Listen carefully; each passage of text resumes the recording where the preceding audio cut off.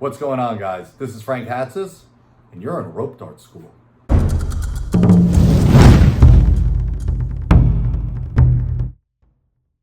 Welcome to Rope Dart School, where we talk to dartists who are making massive waves and a positive impact in the worldwide rope dart community. My goal with this show is to introduce you, dear listeners, to what these aspirational dartists are doing so that you too can become a living rope dart legend. Okay, I am so excited for our conversation today. Our guest was born, raised, and resides in Chicago, Illinois, and has been rope darting for just about 40 years. Okay. A literal icon, he is the original motion capture actor for Scorpion, Sub-Zero, Johnny Cage, Reptile, and Smoke in the video game Mortal Kombat. His school, Chicago Wushu One, uniquely blends traditional wushu, modern wellness, self-development, weapons, fighting, all of it. Taught by the legend himself. Ladies and gentlemen, the legend, the one, the only Sifu Daniel Pesina. Hey, Frank, how are you? I am absolutely fantastic. How are you? Good, good. That was a great intro. I'm talking to a great man today, so I got to make sure I keep up. Thank you, thank you. So I would like to start the show by asking you what I ask everyone in the beginning, and that is, what got you into rope dart?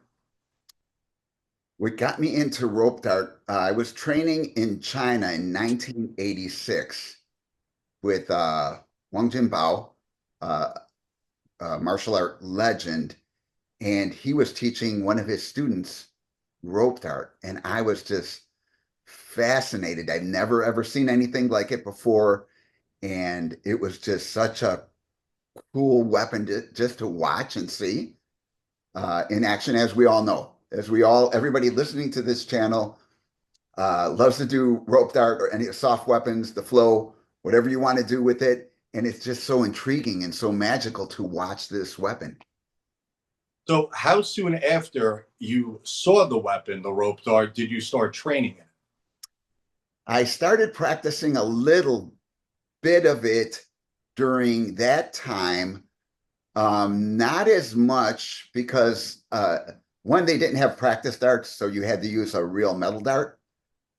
So learning the basics from somebody who actually thinks that you're going to use it as a weapon is a little different than and there's nothing. There's just the journey. That was at 86 in China. They're going to teach you how to use it as a weapon as opposed to and performance, but as opposed to purely performance, like take it easy on you. You know how it is when you do kung fu. You know you're basically beating your body, molding it. You know, heat the steel, shape the steel, make it a sword. So I did some basics, and I hit myself a bunch of times, and I was like, oh well, this is going to require me to take it a little bit more slowly than how they want me to take it. For sure. And I can, I not only respect you learning on a real rope dart, or we would call it not a real rope dart, but a traditional rope dart. I think some folks get upset, and rightfully so, because a rope dart is a rope dart is a rope dart. There's no fake ones, you know? Yeah. But I learned on a traditional metal rope dart as well, because my introduction into the rope dart world, oh yeah, absolutely, was through specifically Choi Lei Foot Kung Fu. I learned a little Lama Pai. My Sifu knew Lama Pai, but he didn't really share it that much or teach it to too many students. But Choi Lei Foot being one of the weapons in the system, we had one lying around, and that there was no other option. That's what I had to use. Yeah, yeah. It's not for everyone, but too for you and I, we come in at it different. When you're coming in it as like a formal martial art, we get to learn it a little bit different where we're already coordinated. So a lot of using other weapons and things like that improves our coordination so we don't hit ourselves as much, but we really do hit ourselves a lot.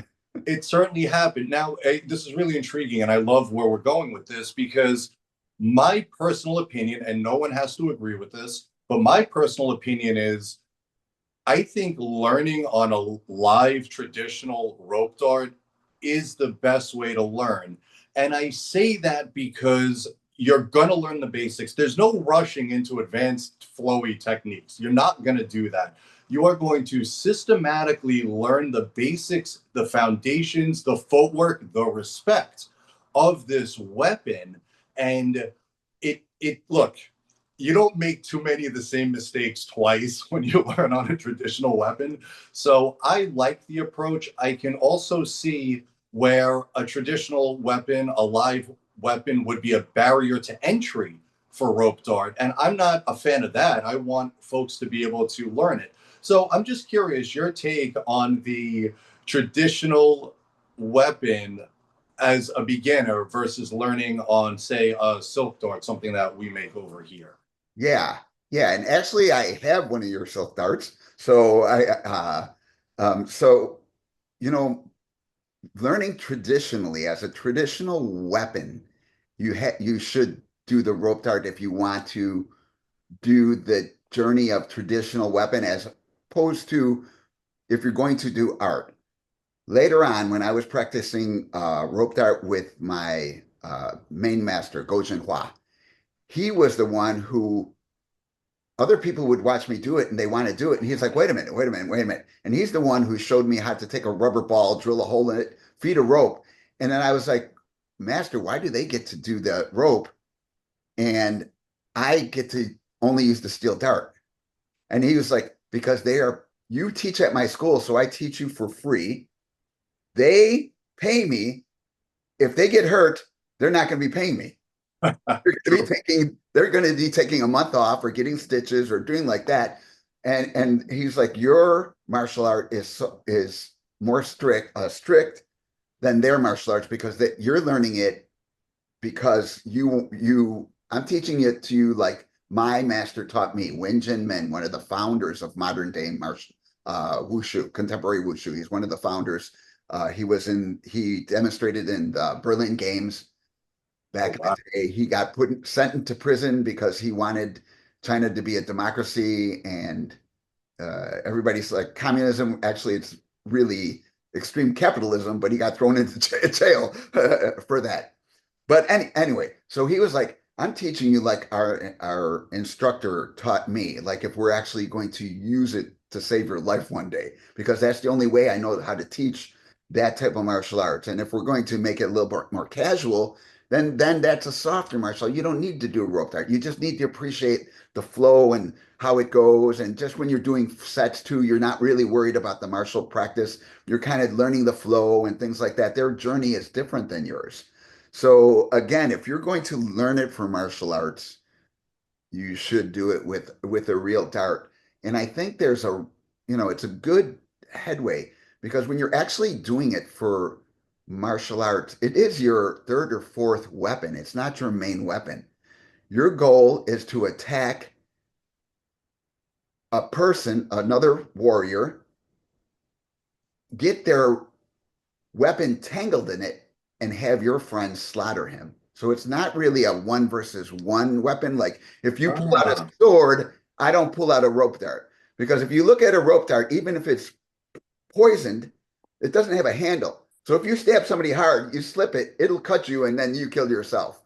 So it's cool. not really that weapon where you fight one on one. What happens is you see your fellow soldiers in trouble fighting a guy who's really good. So maybe four or five are fighting one guy because he's awesomely good. And so you take out your rope dart and you shoot at him, and he might dodge it or he might block it away, and it gets tangled up, and you pull it. And that's why those little metal rings are on it at the end because that will be on a bladed weapon, so it doesn't get the rope cut. And then you pull it, bring his weapon down, and your friends will slaughter him. Wow. Yeah, so it's almost like so a rope dart by nature is a deceptive weapon, but that's using the deceptive weapon deceptively. It reminds me of Yeah. Jurassic Park and the Velociraptors, like clever girl, and it's like the person Yeah. comes from the side and actually attacks. Yeah. Wow, Yeah. what Yeah. a wow. Okay, that's really Yeah, cool. yeah. So a lot of times later on, they made it for private practice, hidden practice. But two, the rope dart is only. My instructor told me he's like, if you ever really use the rope dart, only 3 or 4 moves, then you got to drop it because other people will start seeing that you have the weakest weapon on the battlefield, and they'll slaughter you. He goes, so you use it 3 or 4 times, throw it up, and then put it back or drop it and go to your main weapon because you can't leave yourself exposed because it is Right.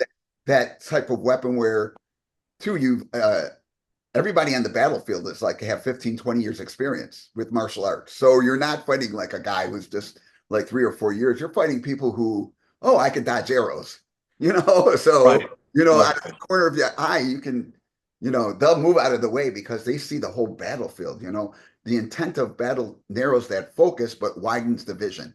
So again, that being it, it's kind of boring to just do 3 or 4 moves in a row. So we want, for competition, started doing, oh, you have to do 18, 30 moves in a row. And that way too, everybody, it's not only a competition, people can enjoy it. And it's awesome to create your own self. But when you use it for martial arts, it's not as romantic as people think. No, well, fighting and war is hardly ever romantic. So, I agree with you there. There's 2 points I wanted to touch on. One, going back a little bit with students learning on a metal dart like you did versus other students not learning on a metal dart. I think that that's the responsibility of the teacher, of the Sifu, to recognize the skill because I've had students that why do you want to learn rope dart? I want to compete in traditional wushu, the kind of things that we've done. And great, metal rope dart, here we go. That's it. If the goal isn't that, then there's no reason to put a metal dart in someone's hand. You know, Yeah, totally agree. Yeah, that's craziness. You know what I mean? Why subject somebody to what they don't really want to focus on? You know what I mean? right. Well, I made that classical error when I first started teaching, and I was just putting metal darts in students' hands and trying to do the martial arts approach, and it did not work. Or it worked for some, but not really the majority. I certainly couldn't feed myself doing it like that. So, it really is, for anybody listening out there that's interested in teaching, I think we both agree that look at your students and not even just look at your students, ask them what their goals are so that you can provide for them exactly what they're looking for. Yeah, I right now I do not teach anyone with a live rope dart because they're all paying me. So Right. when I go to seminars, no rope dart. If you want to bring a live rope dart, meaning a metal rope dart, you can do that, but you got to stay away from everybody else because you're going to be hitting people with a live dart, which is not always good. And also you're not going to learn as fast because it doesn't allow you to make, like we said, the same mistake too many times. You know, Right. yeah, and two, at a seminar or when I'm teaching in class, I just want you to have fun, love the art, learn the flow, express yourself, learn all these, try to create techniques. They don't have to be for martial arts because those martial art techniques for martial arts are already created. There's no way you're going to come up with a new technique for martial arts when we've already had 2,000 years of people with no cell phones and no day job Right. practicing with the rope drive, creating everything for martial arts. It's not gonna be recreated. You can't recreate the wheel, but you can recreate an art form. Oh, absolutely. And yeah, that was the other thing I wanted to touch on was that someone using a rope dart, say, not even or you fine, a battle, say, even today on the street somewhere, whatever it is, the rope dart moves that person is going to be using, of course, are wildly different than what you would put in, say, a wushu form. Yeah, Because a wushu form is going to have some really sexy stuff like Phoenix nods heads and all these golden silk twine's arm combinations, all these things. But on the street, I'm talking downspin and just hit the guy with it. It doesn't have to be pretty. So, when it comes to the rope dart, it's just so multi-layered and there's so many different ways to look at it. And what I'm excited about, and I wanted to speak to you about next, is where it's going to go. So we have that 2,000 years of history. We're trying to make it a richer history, but a lot of it just wasn't recorded. We have what I like to call there's a gap because there was rope dart in the East. It did not exist in America. And then Sifus like you, Kenny Perez, Sifu Brown, Li Hang, a couple other guys as well that were on the Wushu, the Beijing Wushu team. I'm not recalling their names. You guys came over, and now the rope dart's in America, but it still wasn't known. Now there's a gap between when it lands in America, when you did this, but this is all in the 80s, to when in about the early 2000s, it kind of reemerged first as a fire art of all things, or maybe being taught. You have a legendary student, Daniel Pesina. So it was being taught, but it was so pocketed and there was no internet, anything like that. I went off on such a rant. I'm trying to remember why I'm asking you all of this. Just referring to the gap and the difference between or the future of rope dart now, from that gap to the early 2000s to fire and flow really having a prominent place in it to it reemerging heavily in wushu. Where's it going? For one, if I was going to use it in personal combat, I'd use a meteor hammer. Oh, why is that? Because you don't need length, because meteor hammer traditionally is much shorter than a rope dart. A rope dart uh, on Go Jinhua's professional team, the guy who used to do the rope dart for that team would have the rope 4 body lengths long, and you'd be able to use the whole thing. So, if he's even 5'5", you're talking about an over 20-foot rope for a rope dart. Uh, for traditionally for a hammer for combat, I know that other people chime in, but this is just for combat, would be 1.5 body lengths to 2 body lengths. So much shorter. Two, because of the shortness, the hammer could come out pretty quickly. And man, we know that even when you get brushed with a hammer, I'm rolling around on the floor.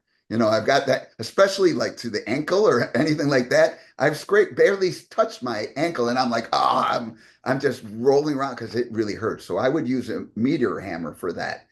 Two, as far as sorry, I'm on the rant.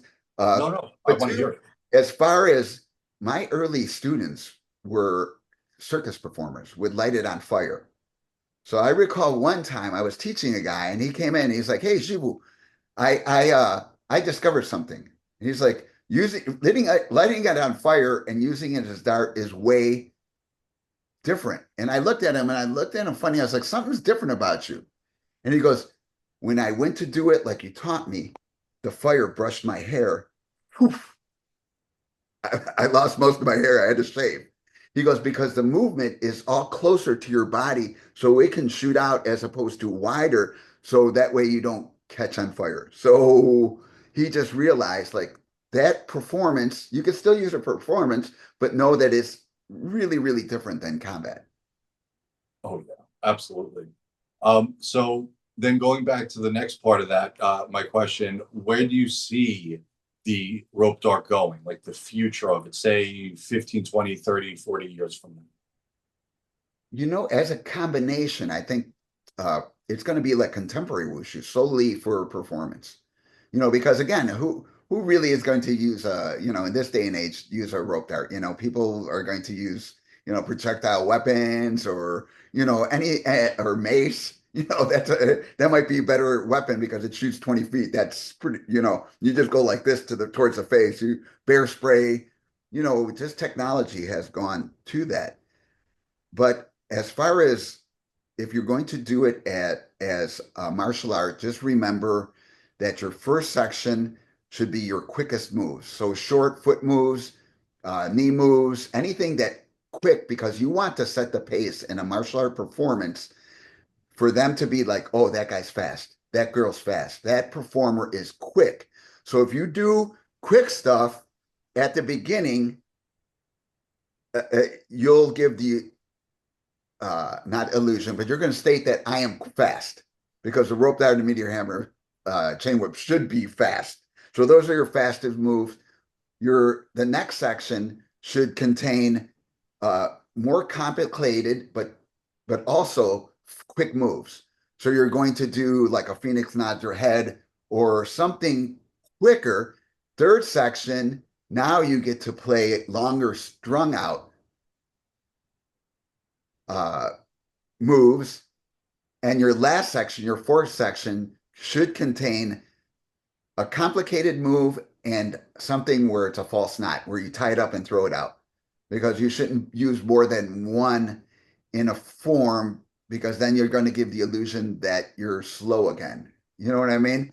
All of a sudden, they're going to be like, "Oh, this guy's slow. Anybody can do the rope dart or meteor hammer, whatever they're performing." So those are the illusions, or the traditional, I'm going to say, way you should make your form. Fast, a little bit slower, but still fast, intricate, long movement, and then you end up with a couple of difficult moves that you can slow down and you throw out, have a throw out, which is quick at the end as like a surprise and be like, oh yeah, that's cool.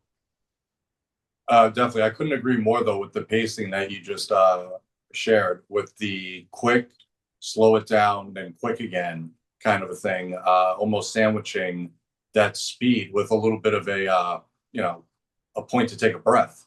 Yeah. I do like that. And what's cool too when it comes to, so that in Wushu also translates over to the fire world, because there's a lot of techniques that you could do, not that you can or can't do, but you don't see flowers in Wushu. You see it, and I'm talking, there are weaves in with a rope dart in Wushu. Flowers, it's like an anti-spin flower is a specific, fire related technique, but you could do that really slow and then speed the dart up again. A lot of I see fire artists doing it like that. So it's cool that when you're looking at like a performance is a performance is a performance, whether you're on a wushu carpet or a stage or in somebody's backyard. There's just certain principles that make the rope dart look really, really good. And I'm glad we're touching on that, so anybody watching or listening can maybe up their rope dart form a little bit. Yeah. Yeah. And two, and that's what I love about the community. It's like that when as long as people are kind to each other and understand that this is a performance. A performance is a performance. So people shouldn't be critical. They should look at it like, oh, I got to appreciate this. When I'm watching dartists, I already know that, oh, they're not doing it as the ugly combat art, because really combat, like you said before, it is an ugly art. Old type martial arts are ugly. Even traditional old school Tai Chi is really, really ugly and difficult to watch. Not the stuff we usually see on YouTube or anything like that, but really the old school stuff. You're like, that's not good to watch. That's not entertaining, correct? Because it's not supposed to entertain you. It's supposed to hurt you. Right. But yeah, so people have to understand when they're looking at other people, take it easy with the critique.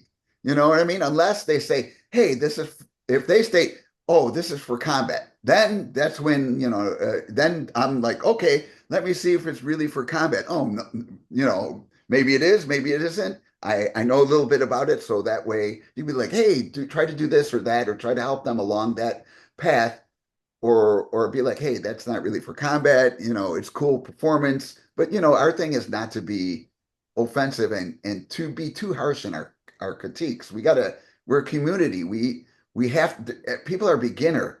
You're going to be beginner before you're intermediate, before you're advanced, before you're super advanced. So you got to take those steps and kind of, embrace the community with a little bit more love and a little less negativity, and Yeah.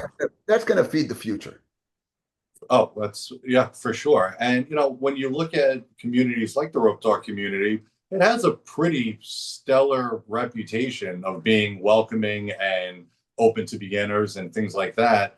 And I just think that that type of an approach just comes a long time ago, back even in the 80s, the fact that, some of you Sifus actually learned rope dart in China and brought it back, that ability to share and welcome a beginner, especially a foreigner, Americans. So, I mean, an American to learn the rope dart from somebody in China back in the 80s, I think is a very difficult thing. And, there's what, a handful that can make that claim. I certainly can't make that claim.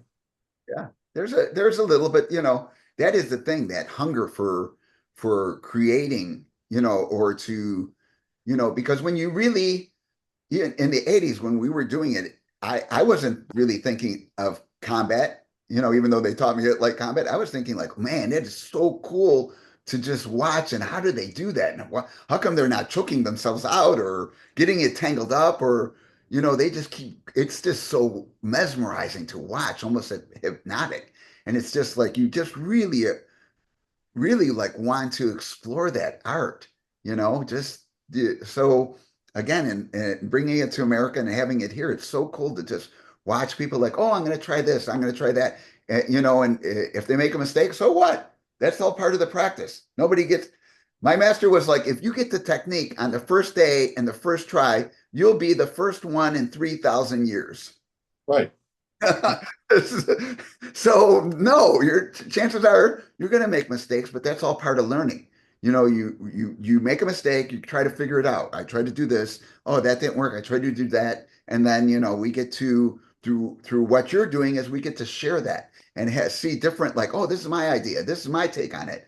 Because in the end, everybody's body is different. Everybody's body is a work of art. I might be shorter and stockier than the next guy who's a little bit taller and leaner, who's different than the next person who's a little heavier and either shorter or taller. So everybody's different. Everybody is a piece of art. So let them work their piece of art according to their own personality and body.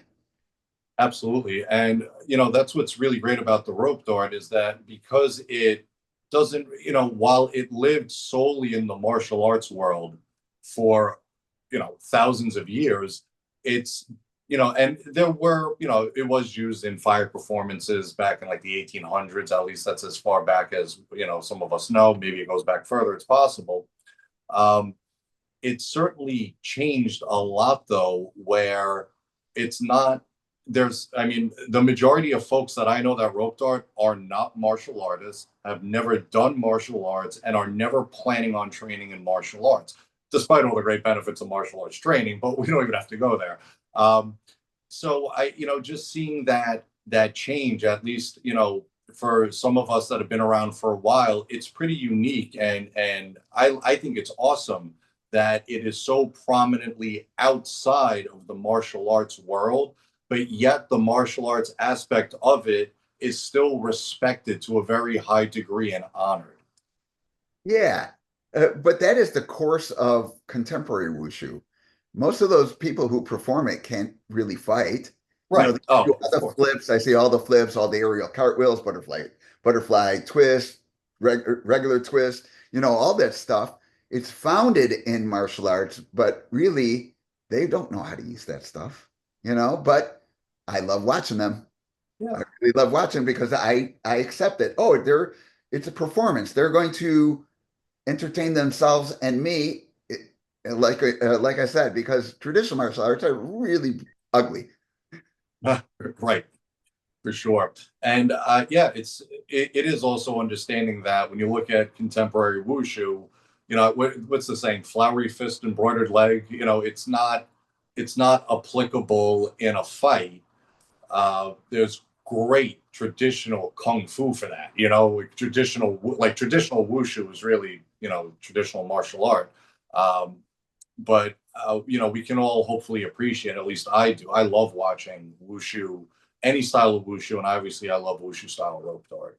Yeah, yeah, I love watching all that stuff. It's so cool to see people coming up with techniques, or just in too. Not only that, just to see the look on their face that they're enjoying it is it's great. Puts me in a good mood. Who could Yeah, who cannot be in a good mood? You watch somebody smile and being happy and showing off what they know, or no matter what the skill level, what they know and how they communicate and interact, and all of a sudden they might have been, very shy, but now you put them in front of the camera and they're doing rope dart. Now they're not shy.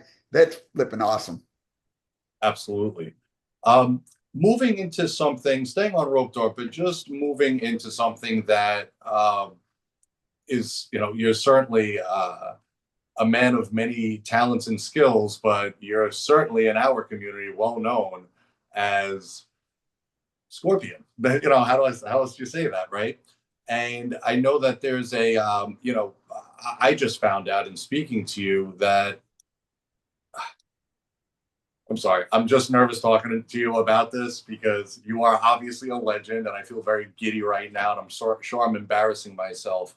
But you had told me a story about how, and I want you to tell the story, but let me just begin it about how Scorpion's weapon was originally going to be a lasso, but you kind of came in and changed that.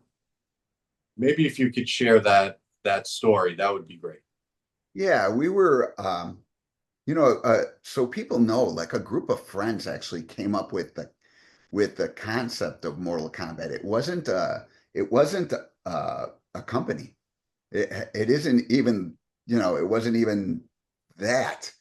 Myself, my brother Carlos, who's Raiden, actually he's every a character. He just retired from Warner Brothers and physically did all the characters in Mortal Kombat.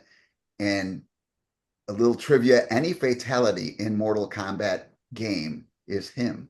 Oh, no way. So Yeah. he made sure that he did every fatality from Mortal Kombat 5 on. So anytime you're killing a male, female, animal, anything like that, that's my brother Carlos. Wow. He got to kind of put that little nugget in. But we put Sure. this package together, and one of the concepts that our friend who was the lead who was working for Midway, he wanted Japanese ninjas. So I was like, no, it's the 90s. Everybody's Japanese ninjas. Let's do the Chinese ninja. And he didn't know anything about that. And I was like, yeah, the Lin Kuei. There were mysticism and martial arts put together, and it'd be really cool. We'll be the first ones to put it in like a story mode that will be, sure, it's a game, but it's kind of like a movie, what we wanted to do. It'll be the first time it's ever presented like that. So John was like, okay, let's do that because that'll add some mystery to the game. So when we're filming stuff, finally, people would come in and out, and or so the head programmer was like, I want to contribute to the game. I want to create a move in the game.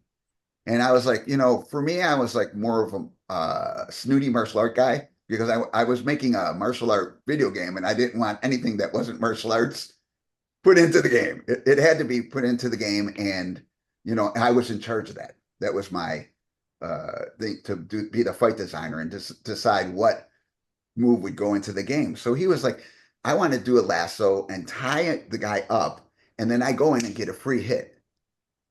And then I was kind of like, that's kind of a little Wonder Woman-ish, though I'm a fan of Wonder Woman, who isn't.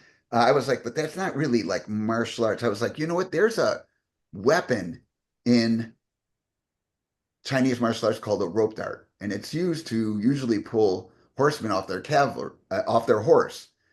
It's got a dart on it with a spearhead, and you throw it at that, and that's what we were describing before. Because if you throw a dart at a guy who's riding a horse and fighting, they're freaking really agile. They're the top of the game. You're riding a horse, you are the top of the game. You're the top martial artist on the battlefield.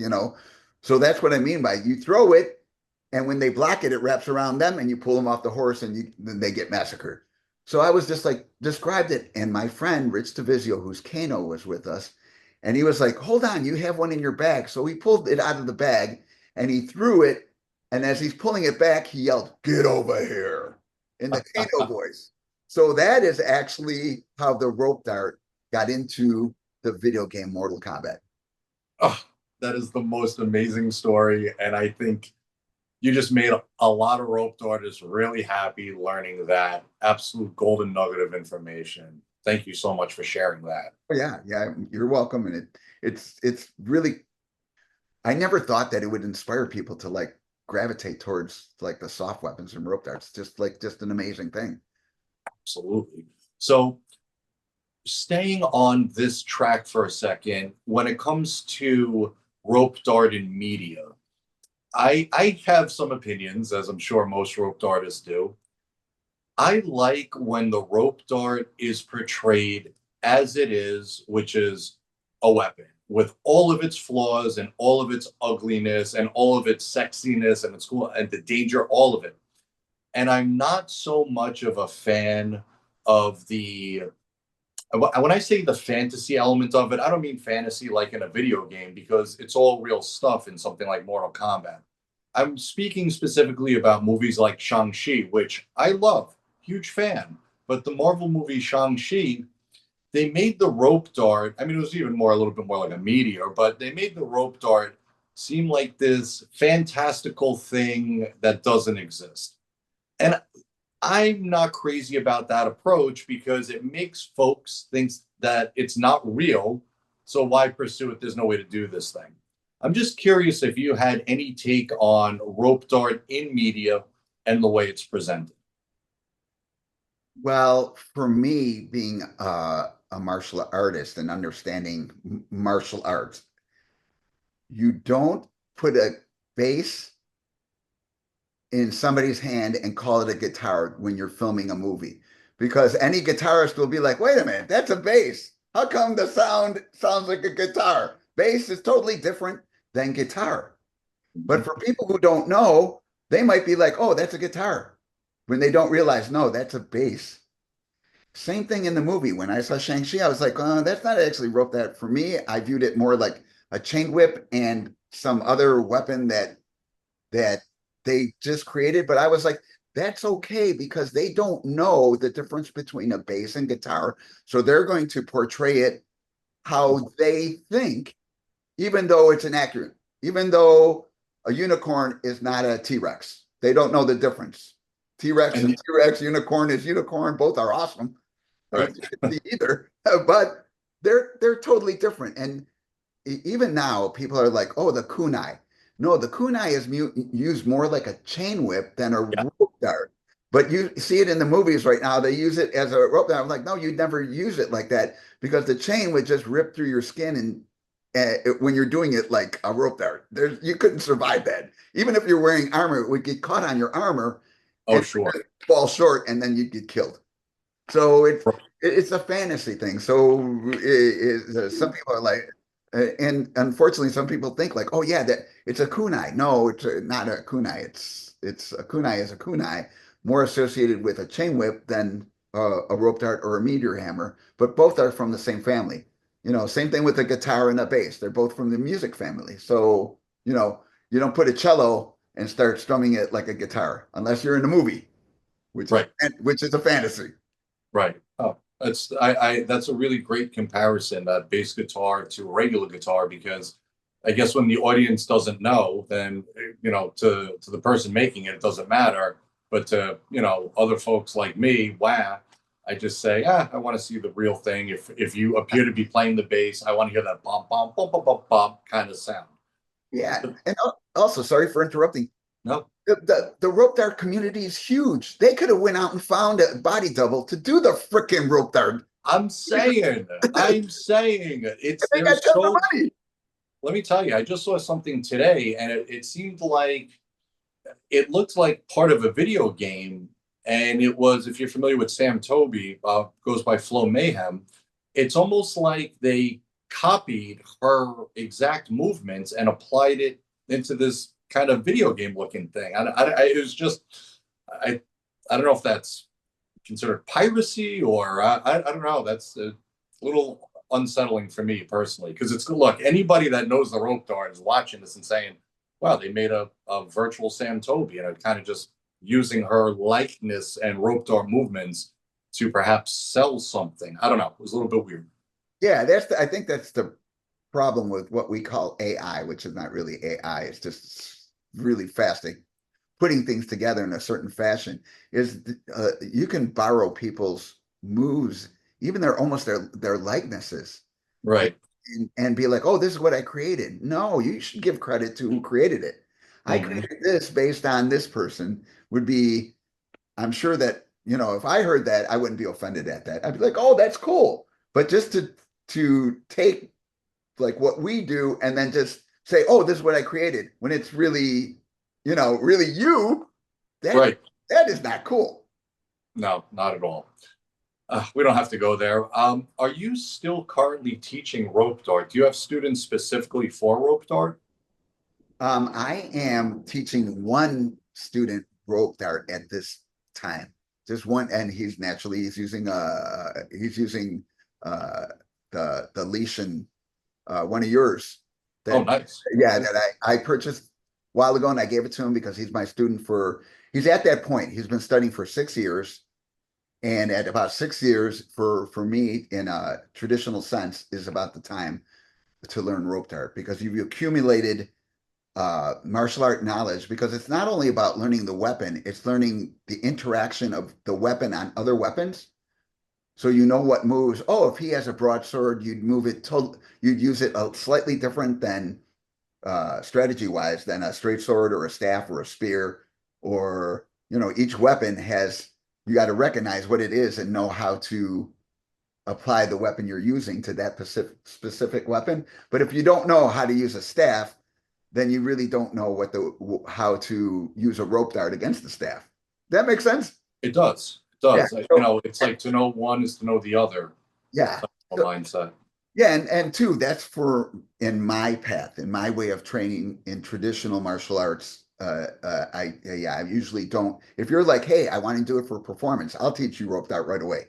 But if you're like martial art wise, like this guy Jeremy, no, you have to learn first all some weapons before. That way, you know the strategy behind the rope dart. Because again, it's cool looking to watch, but it is not your main weapon usually. You know what I mean? It's a fallback weapon that you're like, oh, or a surprise weapon.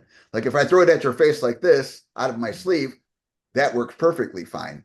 But two, you got to remember you're in a range where the guy doesn't have a spear or something longer.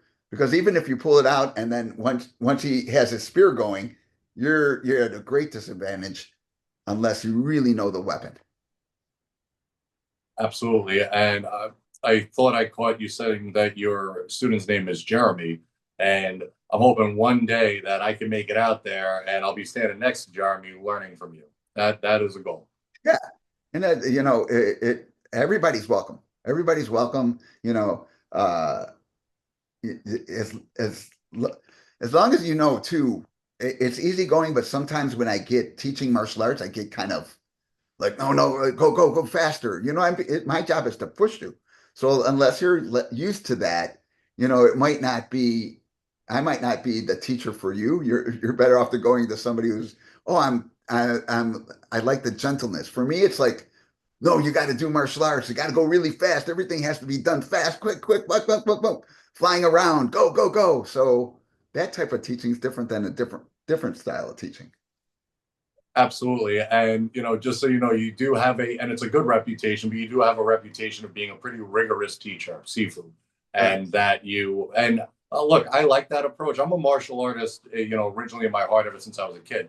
So hard work doesn't really bother me. Sweating a little bit doesn't bother me. A little bone on bone grinding doesn't really bother me.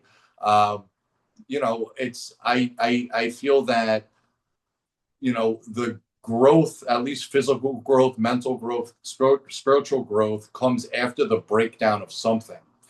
So, when you can break something down and restack the pieces up, that's when you can reach or stack up a little bit higher.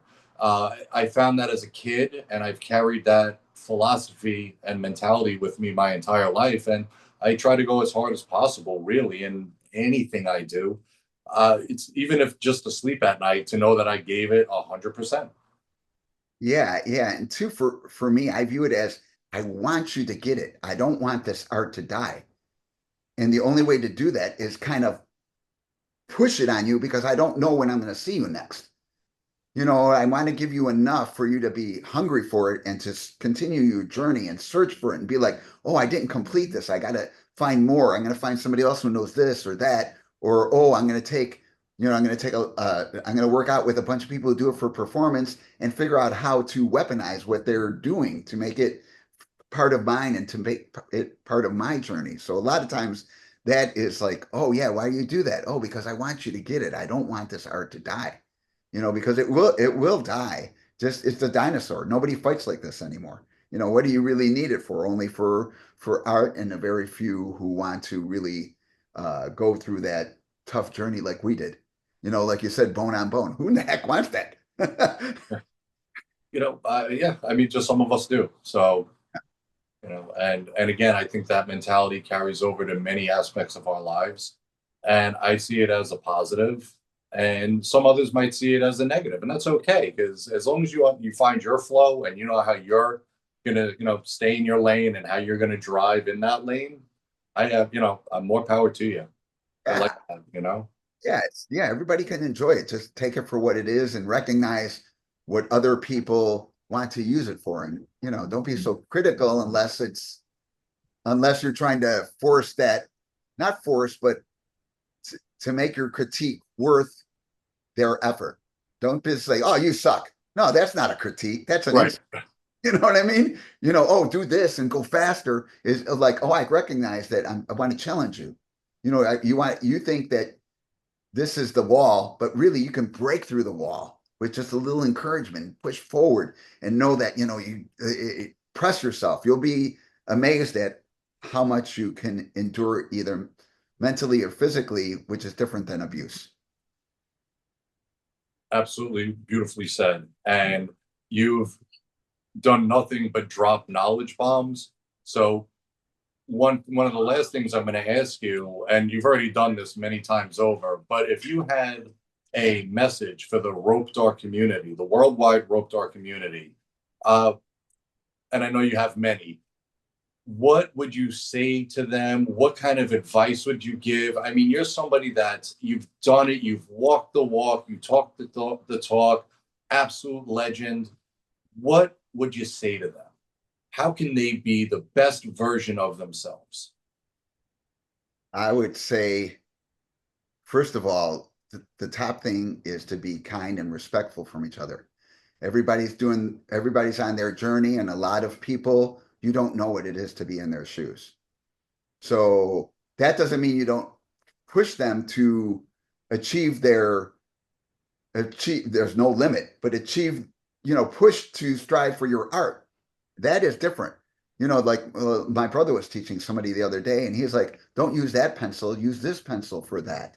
And I was just like, what? And he goes, you're using a pencil for drawing, but that is going to give this other look when you want more of like a pen type look, but not a pen with a pencil. So you need to use, I forget what number pencil to do it. I was like, how in the hell do you know that? Because that's what he does. So that's what he can do, and that's what we should do.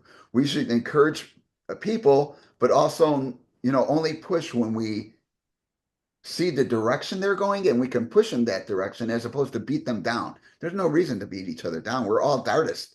We all love the same thing. We already have something in common that we love, not just like, we love.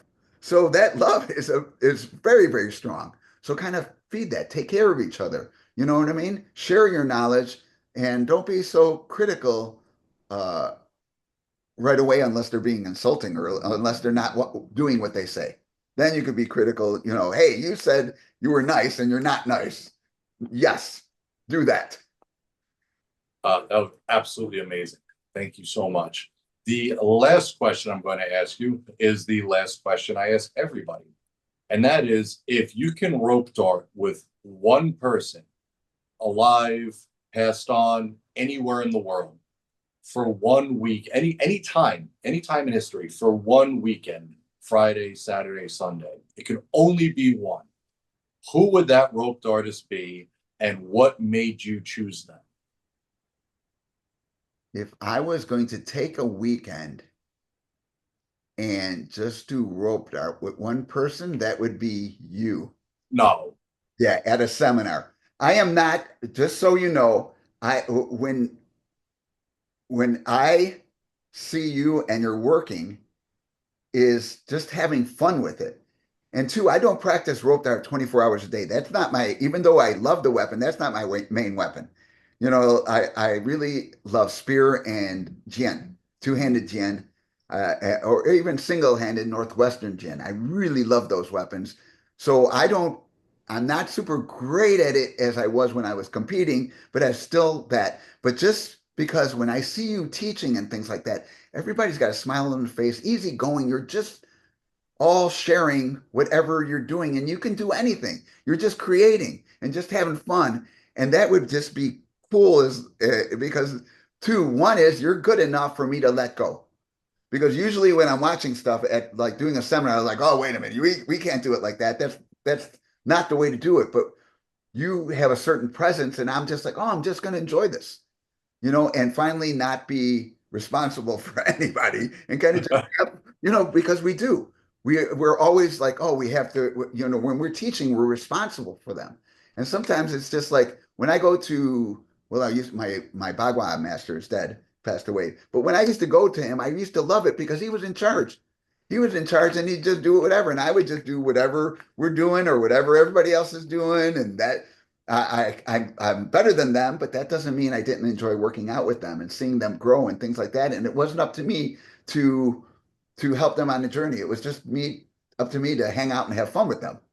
So that's something. So, if ever I see you at a seminar, I might show up and just hang out and have fun as long as you don't put pressure on me to teach.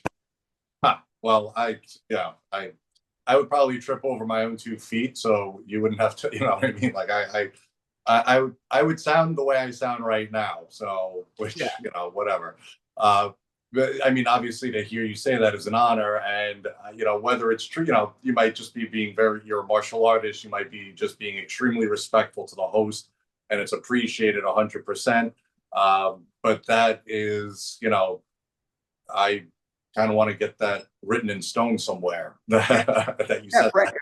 Frank, it's real because even if I studied with a master from before, he wouldn't really he'd just be beating me up, saying, because at the point that I'm at, the only thing I need is consistency and to go faster. That's all it is. So if I dropped everything and did that, that's what I would get out of a rope dart legend for martial arts. I wouldn't get really anything but a beating and be like, oh, I got to put down all the weapons that I love to do rope dart, which is not what I want to do. So if I did it with you, I'd be learning cool movements that I'm like, oh, that's cool. I wonder how he did that. But then I don't have time to be like, oh, I'm going to watch the video. No, I got to teach and have other things to do to slow. I'm like, well, why, if one-on-one, you learn much quicker than you do from a video, and you learn all the nuances. You see the way the hand can change, or, oh, you're holding it from here to here. Oh, you flick it out like this, as opposed to just throw it over, which has a different response. And you can pick that up live to live. So yeah, so it's from the heart. Yeah, it'd be really cool to jump in on it and just hang out and just, It would absolutely get be around. cool. Yeah. Yeah. That would Yeah. be the coolest. Yeah, it would. Well, I mean, I'm obviously extremely humbled and honored by that. Thank you so much. I again, tongue tied, blah blah. Uh, Thank you so much for taking your time. You're taking time out of your day to spend the rope artists all over the world. This is one of the most knowledge bomb, amazing conversations I think I ever had. This was just absolutely phenomenal. Thank you from the bottom of my heart. You are a legend in the rope dart world, an icon, and you just. I love that the rope dart has its the masters, if you will, that are as kind or has as kind of an approach as you do. So, Well, and welcoming and supportive. It's mind blowing, and I'm also glad that rope artists all over the world are gonna get a chance to see you just a little bit to just be like, yeah, this guy's freaking awesome. So thank you. no, thank you. Thanks for having me. Everybody take care of yourself and take care of each other. Absolutely. To everybody, thank you for tuning in. Peace, love, dot life.